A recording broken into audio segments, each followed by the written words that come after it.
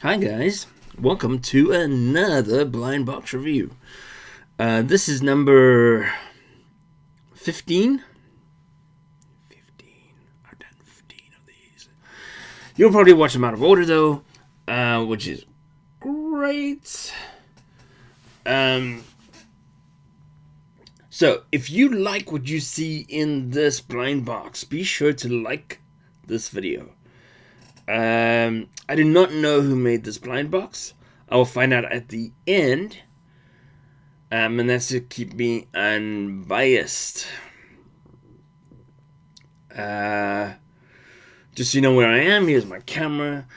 Here's the comic for me. The comic for you is here. There's my face. So I look at my face a lot because I'm a narcissist. And then the rest is work. I'm gonna drop this down so it stops vibrating the table because work is blowing up.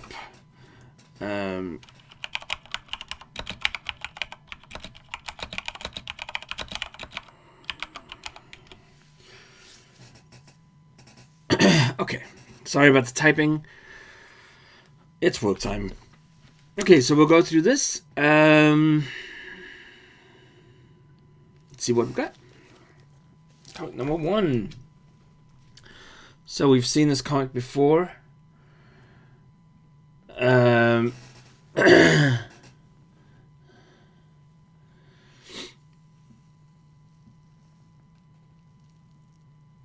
Sorry, work is blowing up. Seen this comic before in this blind box pool. Gamut number 1. This also comes in a gold edition where the whole cover is gold. It's kind of reverse coloring in a way. So when we meet up as a Gamut here, his wife is dead, or thought to be dead, and he's kind of going with Rogue at the time. So there's a whole, like, the wife's brother shows up and stuff happens and cousins show up and Rogue and Remy go down to New Orleans, I think, and his father's there. The wife ends up not being dead and Rogue is left to look after her. The song is actually a fun read if you're a fan of Gambit or of Rogue, but it fills in a lot of the backstory of, not so much backstory, but it makes you feel like you know Gambit, who up until this point was a very secretive character, and makes you feel like you know him a little better. So that's a $10 comic in today's market. It's in very good condition, like excellent condition. Cover's cut a little short, but it's expected on these folded covers. Then we have Spawn 24. By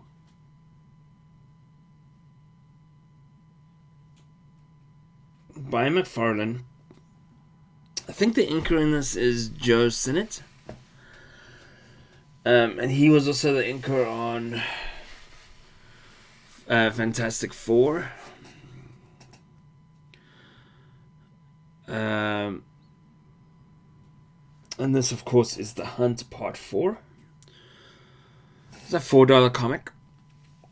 Some people will say that it's an homage to Spider-Man 300.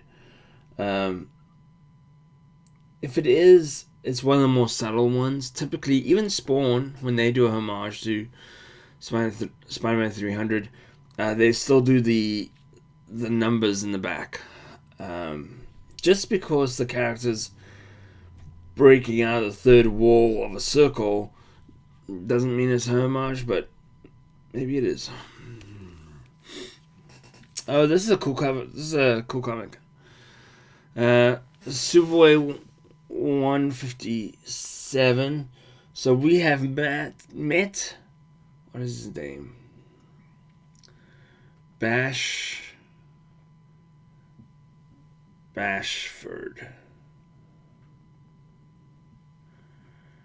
Bashford. This guy. Bashford. We've met him before. Superboy to heal some monkeys,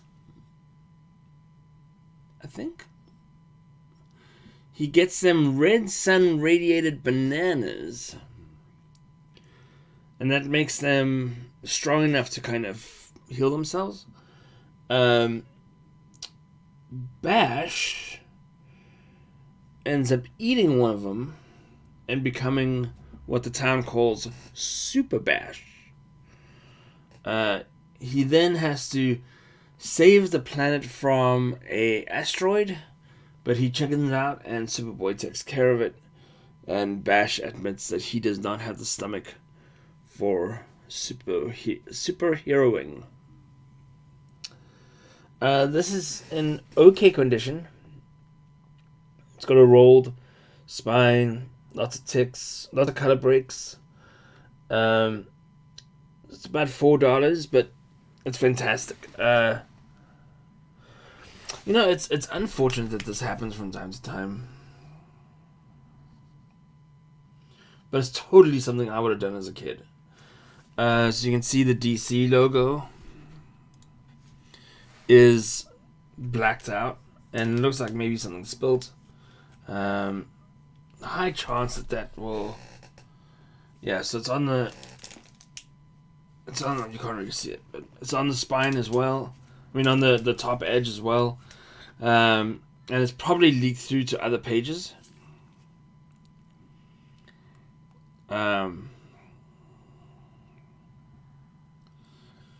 But regardless,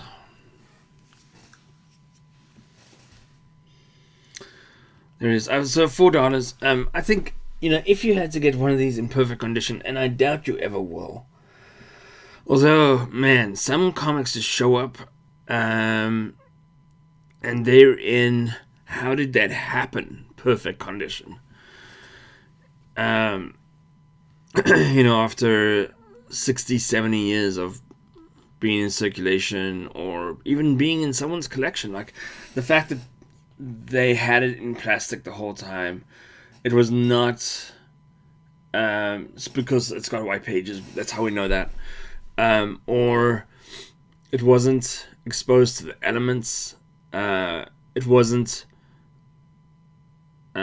picked up and played around with. It doesn't have any color breaking lines. Sometimes that happens, and that Superboy comic will go for $80, $90 all day. Maybe more, maybe much more. The problem with the market today around silver comics is that people forget about condition. So they see, because they're biased to how much they want for a comic. This happened to me just the other day. Someone offered me 4 comics that I would have probably spent $12 on, given their condition, and they wanted over $200 for them. So what happens is they treat it like modern day comics, where they go, this is a $4 comic, but it's got some issues, therefore I'm going to knock off $1. Or this is a $40 comic and it's got some issues, so I'm going to knock off $5. That's not how it works with silvers. When they're good condition, they're a lot of money. When they drop into... We won't talk about grading, because grading is also skewed when it comes to silver. When you drop in quality at all, the price plummets, because they're waiting for that comic to disintegrate. It's only going to get worse unless it's put into a slab case, and people aren't willing to do that with $4 comics. Grading is screwed up too. CGC is not as forgiving about comic issues on older titles, they'll kind of make the call of whether it was a distribution problem or a use problem. CBCS is a little more forgiving, as they should be. The problem is that you're talking about big money when you're coming to these, especially gold DCs. So you don't want to be the grading house that overgrades and then that comic goes for $2 million when it should be a $5,000 comic. There, I said it. A little spicy this morning, apparently. Uncanny X-Men, number 145. My favorite part of this comic is that Havoc is misspelt. It's spelled with a C at the end instead of a K. It happens a lot in all the comics. And then Doom, in the comic he literally says, "I am Doom." This is a direct. We can talk about that as well. Please, people, if you have newsstands, it doesn't mean they're automatically worth more. If you have directs, it doesn't mean that they're automatically worth less. In 85, 87, there's a whole period in there where there were just as many directs as newsstands. And if the argument is that newsstands were sent back for returns, they were not. Wow, I'm spicy this morning. They were not sent back. That's like saying that every recalled comic is sent back to the recallee. It doesn't happen. These comics often were given to family and friends. They were sold in back quarters. They ended up in storage containers. While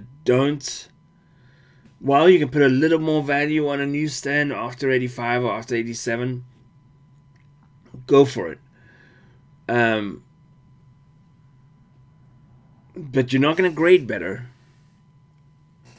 And you might be doing yourself a disservice by selling it only on the newsstand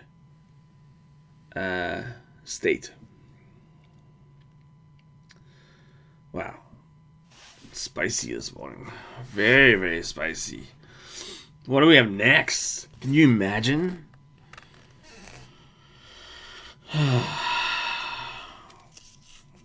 Okay, so we have a little sticky here.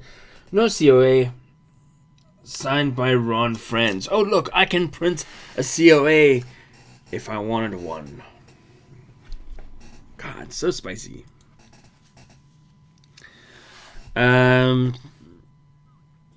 So Ron was the penciler on this. He also penciled the book, which is rare nowadays, but it wasn't so rare back when Thor sub 400 came out. This is the Siphoner. Oh, sorry. So we got Black Knight and Thor on the cover. I think the Celestial Siphon, I think that's right, was used in this comic.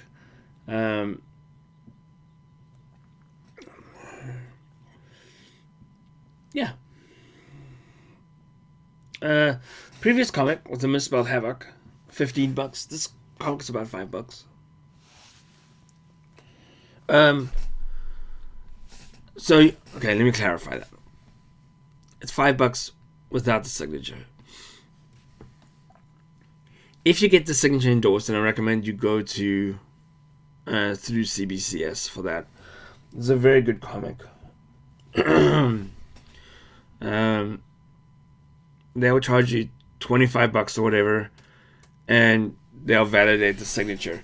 A lot of signatures, early signatures, were not COA validated. They just weren't. The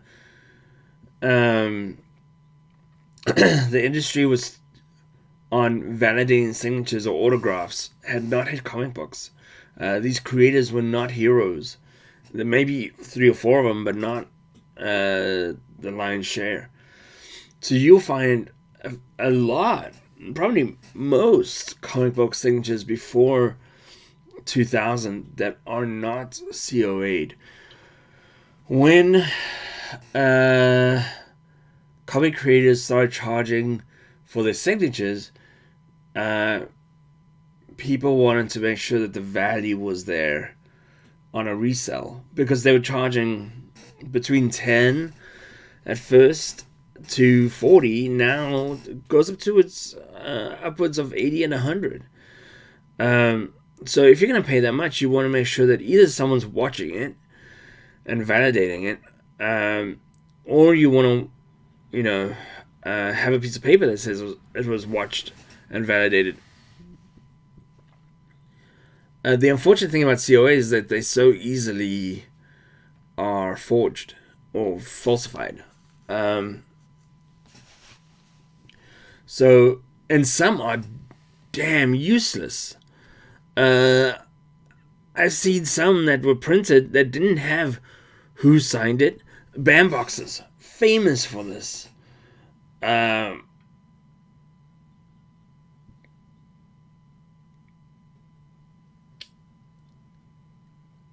They send out COAs that don't say who signed it and who it was witnessed by, which makes it completely useless. So, work's blowing up. I'm gonna stop these soon. Okay, so send this into CBCS or VSP. Anyhow, another autograph. You want to look for autograph verification services. You don't want to look for signature verification services. Is a well-known inker, penciler, so you won't have a problem matching them up with his signature. If the signature is real, you're looking at $35-$40 for the comic. I normally place signatures at $30 to $35, and then I have a multiplier for having more than one signature on the comic at once, because that means that comic had to be in the hands of more than one creator. There are some fantastic Spawn comics floating out there with 20, 30, 40 signatures on them. Unbelievable. A lot of work. Captain 101. Okay, here's something interesting about this comic. Now, this is comic folklore. Red Skull's face, his mouth in particular, looks very strange in this comic, or on the cover. That's because, and this is folklore, I can't attest to this, I wasn't there. The mouth was drawn larger, which kind of makes sense, like more open, but it looked strange. Can you imagine it looking stranger than this? So they erased the head and then redrew the head. It was done in the nth hour, and so while this whole comic was not drawn by this person, Todd McFarlane, drew just the head of Red Skull. Wait, was it Todd McFarlane? No, it was JR. I think it was JR. Drew just the head. McFarlane would not have been around during this time. Ha! Okay, so it was JR. JR Senior. Not JR Junior for obvious reasons. So that's kind of cool.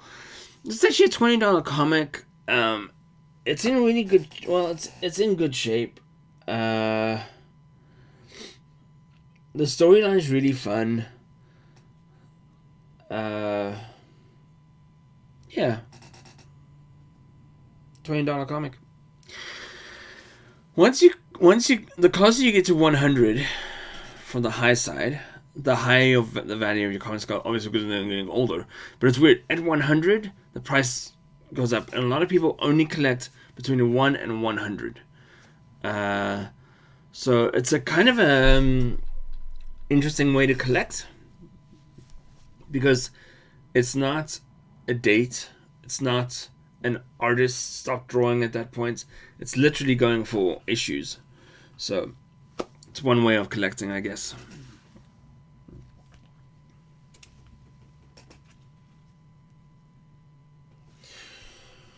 So this comic, Thor 130, definitely has some issues.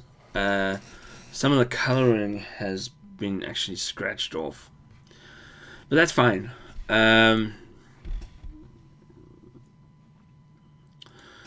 So here's your weird comic history for today.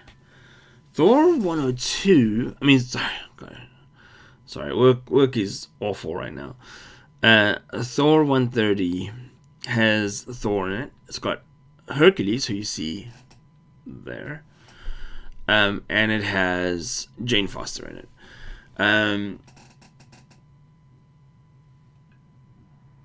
There is a letter written in this comic by someone called Bob Sheridan. There's the same Bob Sheridan that is a well-known oh man, why do I keep doing that? There's a well-known announcer. It's kind of neat. It's a $25 comic. It definitely has issues. So whatever scratched it came across this area right here. The corners are obliterated, and so is the spine. But staples are in place. There's no rolled corner or rolled spine. The story's a good story. Dealing with... Oh, sorry, guys, sorry.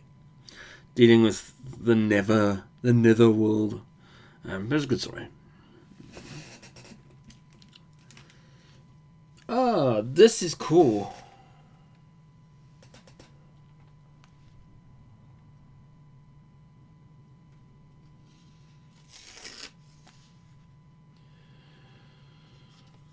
Is it?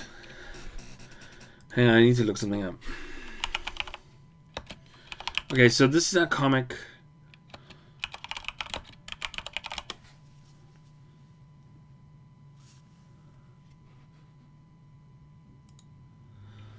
Sorry, I didn't think this was true.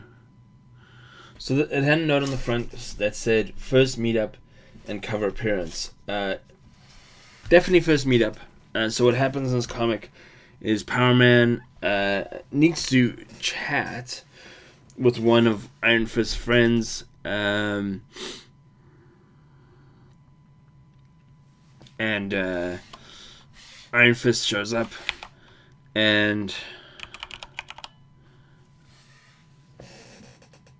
beats up Power Man pretty badly, and then kind of snarkily says, "Aren't you meant to be a hero?"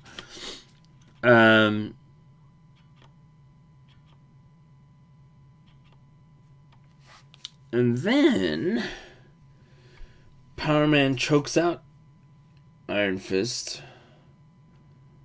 And then they actually become friends. And they team up together. What I'm trying to figure out is...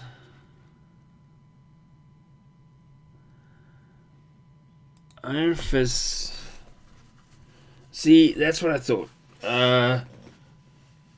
Okay, I think I understand what this post is trying to say. It's the first meetup, and the first meetup, or the first duo cover appearance. Sure. So Iron Fist had his own series in 1975, and that's why I was surprised that it would be the first appearance of Iron Fist. And of course, Power Man has already got 50 comics under his belt.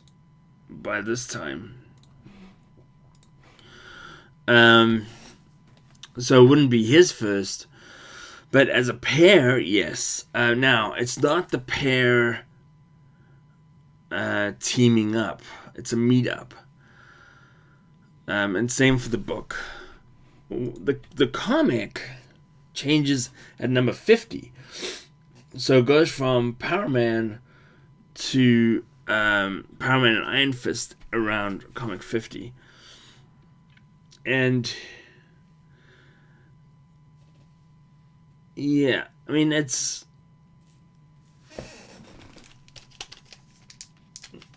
Okay, this is the last comic, so we'll open this up.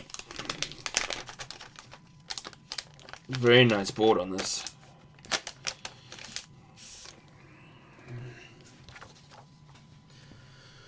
So it's a good quality comic book. So here we have Power Man breaking in to have a chat. He kind of gets pushed around a little bit. We know that Power Man is not the most agile of creatures. She makes a call to Danny Rand,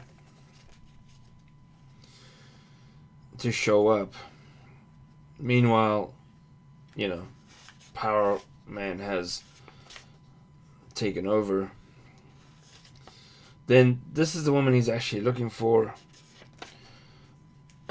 She beats him up a bit. But then Iron Fist coming in. He doesn't know that it's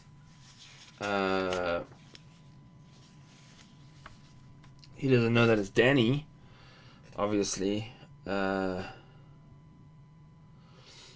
It's really cute that Danny calls him Mr. Cage. This is one of the first times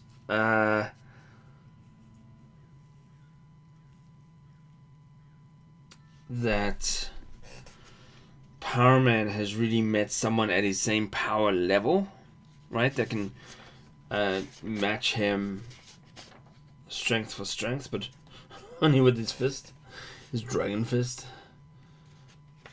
So Cage gets angry. So many advertisements, and basically Iron Fist out maneuvers him.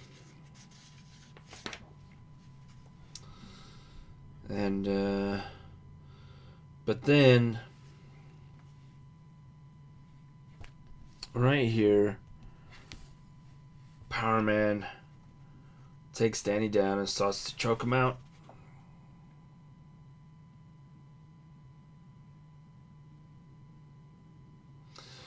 And then he kind of comes to his senses.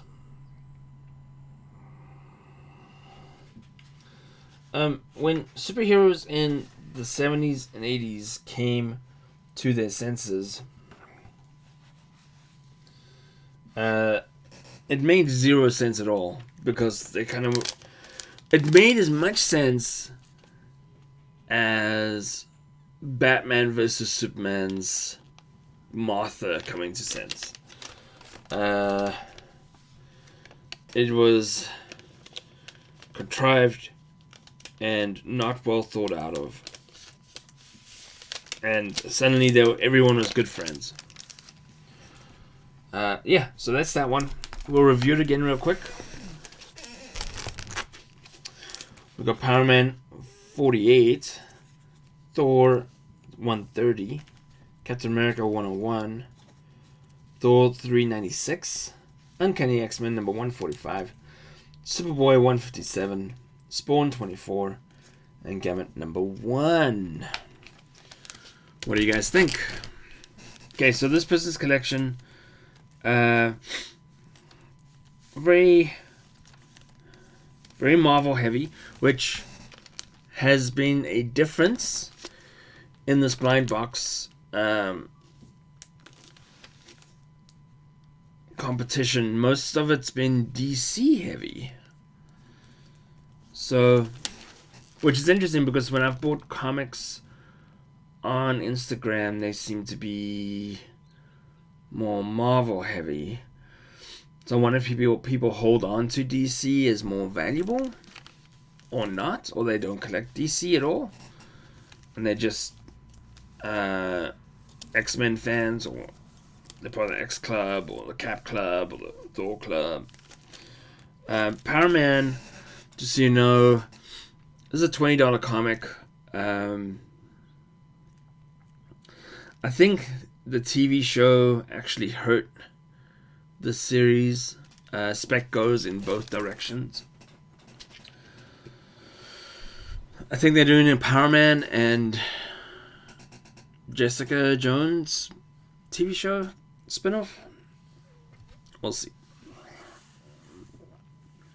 Alright. Who was this person?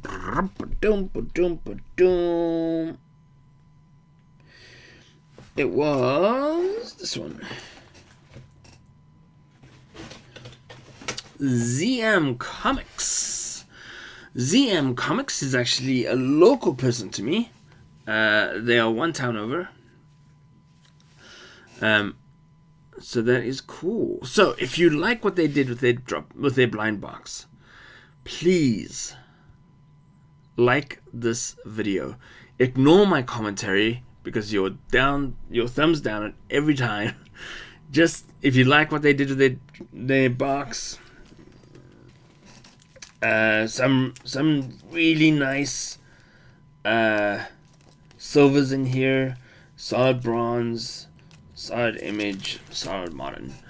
So if you like what they did, thumbs up the video, and that will put them in competition for the People's Choice Award, and that award is given away to the person that has the most likes on their video.